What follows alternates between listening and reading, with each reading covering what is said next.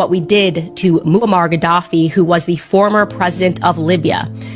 He worked extremely close with the West. He trusted the West. He abided by all of the Western rules. He became a UN member state. He was also extremely close to Vladimir Putin. He started to notice some things. Particularly, Muammar Gaddafi noticed that despite the United Nations billing itself as a sort of global institution to prevent wars, it was actually built for the protection and the imperialist goals of just a few nations, the United Kingdom, America, and Israel. He pointed out that there were many more wars as a result of the United Nations. And then he did the unthinkable.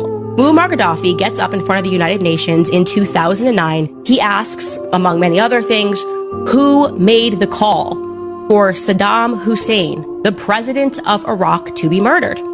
And in 2003, we invaded Iraq because 9/11 had happened 2 years prior. And without a single shred of evidence, our military-industrial complex said that they had reasons to believe that Iraq had weapons of mass destruction. Saudis committed 9/11, and yet here we were saying that we had to invade Iraq because of it. And in the process, we murdered 1 million innocent Iraqi civilians. 1 million.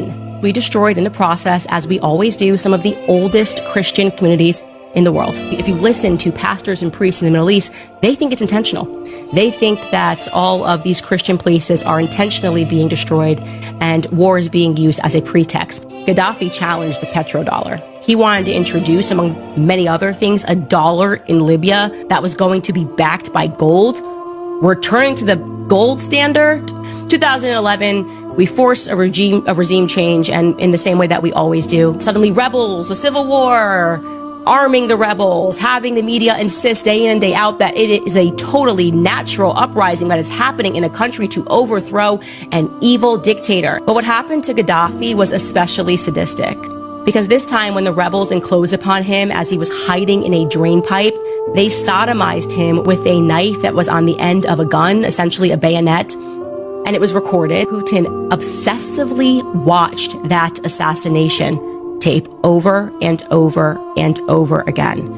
And there's a reason for that, because he's looking at this tape and he's going, this man played by the West's rules, and look what they did to him.